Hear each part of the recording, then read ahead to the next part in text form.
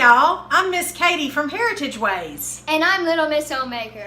And the two of us today want to tell you two simple side dishes that a beginning cook can make. We're going to make, what are we going to make? Simple corn. Just simple corn, okay? Simple corn. And what else?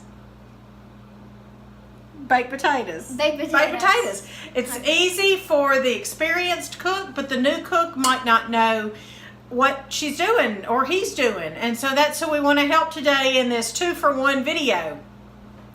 So come along and let's do simple corn and baked potatoes. Come on.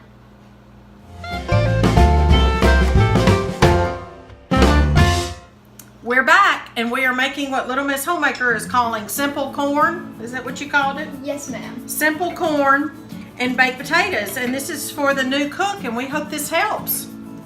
Okay. Tell us what you did here. I strained 2 things of corn. 2 things. Well, a thing is a measurement in the South, but if you don't live in the South, we would say the word cans. Okay. So 2 cans of corn. This is organic corn. I don't love the organic frozen corn. Just something about it is odd to me. So this is organic canned corn, just whole kernel. And this is basic, easy. And after we do this, the new cook is going to know how to make simple corn. And the reason we're doing this, y'all, we want y'all to know that you don't have to just open a can of vegetables and dump it in a pot and boil it and heat it up. You can season it and flavor it with minimal money, minimal time, minimal effort, and just a teeny tiny bit of knowledge. So that's where you're getting this today, this knowledge. Okay, so we're gonna put this half a stick. Do y'all love that? I got this. It's got butter all over it. But the butter dish and the little butter knife in Berea, Kentucky. Now they have a lot of, that whole area is known for their craftsmen and craftspeople. But I threw away the plastic one that came in our refrigerator and replaced it with this wooden one. I love that. And I know Mr. Patient could make that someday too, as he's growing in his woodworking. Or our son Morgan, he's a woodworker. Or he could. So I just wanted to show you that because that's a heritage item. That's not a plastic something that you throw away. I can pass this down to Little Miss Homemaker. Okay, so this is about a half a stick of butter, so go ahead and just plop that in there. And she's going to put some fresh ground black pepper in there. Just put some. And I'm going to put some healthy sea salt, more than that. I'm going to put 2 big dashes of healthy sea salt, Redmond sea salt. We've got salt, pepper, butter, and now we're going to add our green and red dried peppers. These are peppers. Do you remember cutting these up this summer? Yes, You ma'am. and John Boy? Yes, ma'am, I do. You didn't like it. Didn't like it, but it had to be done. I'm just putting a small palm, that's probably 1/4 a cup of dried peppers. Just putting those in there. Now, you did drain this. Yes, ma'am. So we need to add some liquid. I'm just going to, I don't want my corn swimming in it because the corn is already cooked. So I'm just basically needing to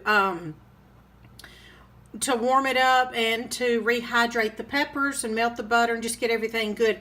That may be a little bit more water than what I need, but that's okay because I know that I'm going to need it to cook while my baked potatoes are cooking. So that's it. It's probably more than a cup of water, but you have a visual on this. Okay, y'all. Our corn, that's it. Our corn is going to simmer until the butter is melted and the peppers are rehydrated. All right, so let's talk about baked potatoes. We're going to show you a couple variations on baking potatoes, all righty? Now, Okay. I always put a towel underneath our cutting board. Why do I do that? Can you lift the cutting board? Do you remember why? Yes, ma'am, so that your cutting board doesn't move around while you're trying to cut. So it doesn't move around. Okay, now we have a few pieces of foil. When you go to the steakhouse or wherever you go to get a baked potato, it's going to be wrapped in foil. And it's just easy for them to do that, to prepare it ahead of time, and easier to serve that way. So that's one option. All right, we can just take our potato, you can wrap it in foil, just wrap it up, show them what you're doing there. Just wrap it up. and then you're putting it in your pan. Also, please know you can just set this on the rack of your oven too. So we're just using the pan so it can be easily pulled in and out, but setting it on the rack does fine. So there's one way. Okay. Another way is to just put the potato in the oven. I mean, honestly, that's another way, and one of my favorite ways, because do you know, can you guess what the difference would be from the wrapped foil and the not wrapped after it's cooked? The one in the foil is softer. Good. The one in the foil is going to be softer, because why do you think that is? Because it's wrapped up and it can't get enough heat. No, it gets enough heat, but it's all staying in there and compressed in that little ball, and the moisture is going back into the potato. The foil is allowing it to go back in there and allows the skins to be softer. So, but this would just have a different texture, just softer. I kind of like it a little crispier myself. And then one other way to do it whole is to simply, you can rub it with grease of your choice. Bacon grease, coconut oil, butter. For our purposes today, I'm just going to spray it with this coconut spray. And it's just 100% coconut spray. And so that also kind of provides a layer of flavor, just kind of a little bit of a different result. So those are your three methods you can do it whole. Now, we're also going to take these bigger ones. See, because you got different sizes. What we're going to do on this, we're just going to cut it in half, and then we are going to show you what to do after we cut the bigger ones in half. I've sliced these potatoes long ways, and we're simply going to spray the pan. You can butter it, whatever makes you happy. You could use coconut oil or ghee or bacon grease. Spray the pan, put these down, face down on the pan. Can you help me?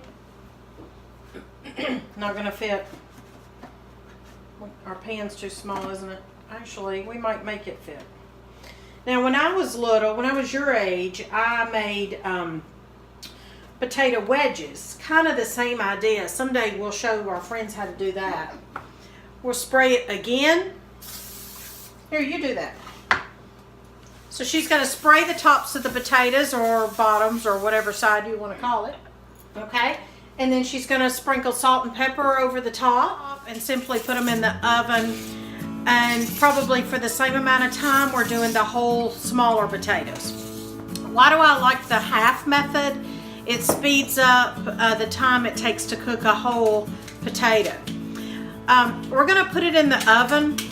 This is where you need to experiment with your oven and your likes and your time that you have and so forth. I'm going to put it in at 400. I've been known to put it in at 425 for potatoes. So that's good. You can also sprinkle rosemary on it. That would be really good. But today we're just doing the basic baked potato for the new cook. Okay. Sometimes it's a male, sometimes it's a female. So here's what we have. We have the halved potatoes with salt and pepper and butter. And then we have the whole potatoes that some are wrapped in foil and some are not. Now remember, you can put these directly on the rack or even in your grill. So just play with the time it takes and the temperature. Little Miss Homemaker, can you please test our potatoes? Yes, ma'am. Test the halved ones first. Does the knife go in easily? Yes, ma'am. Come out easily? So do you think they're done? Yes, ma'am, they're done. Okay. And then test the ones that we did not wrap in foil. Does it go in really easily, or? Yeah, kind of, but not really hard either. Okay. Now I'll take the ones in the foil. Okay.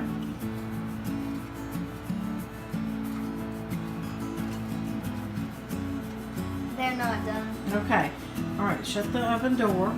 And in a minute, we'll take out the halved potatoes, okay? Okay. So let's talk about it for just a second.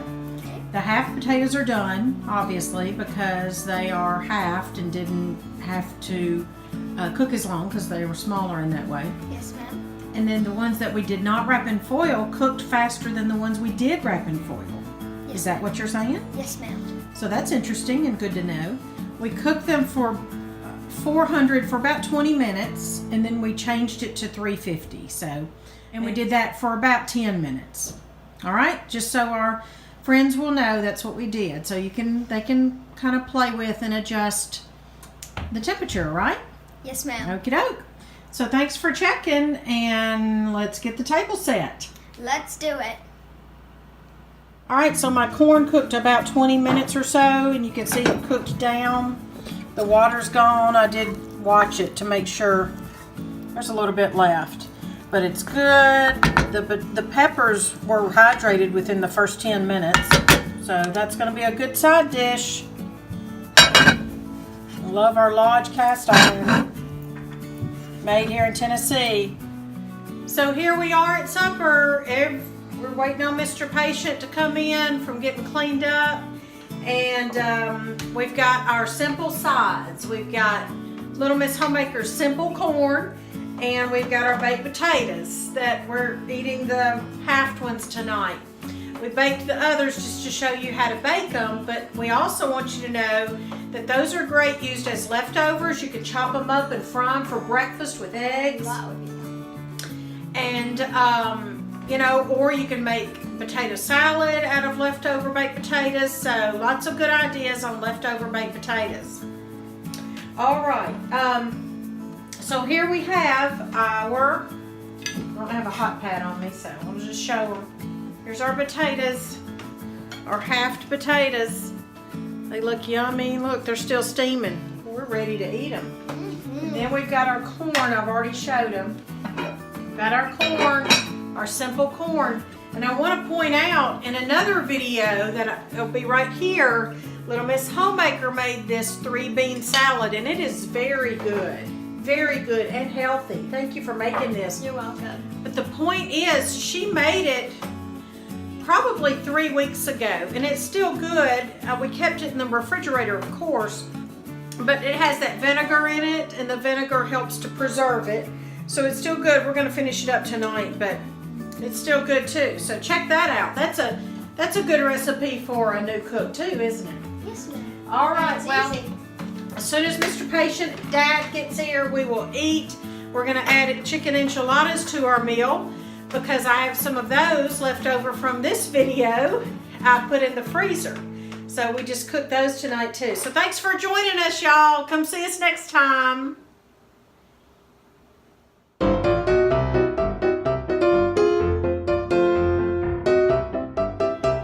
I'm gonna have it simmering on low. Now I have gas. Oh, that sounds bad. That's what I was thinking. That's what I was thinking when you said that.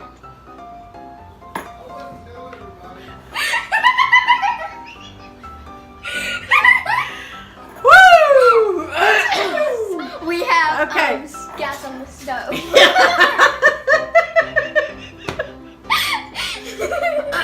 Okay, let's try it again. Okay, where was it? What was I saying? So, okay. Something about gas. Something about gas. Okay. Oh my God. Okay, here we go. Ready? Now we have gas. Oh my word. Okay, here we go. Here we go. Look, do it. Now we have gas stove.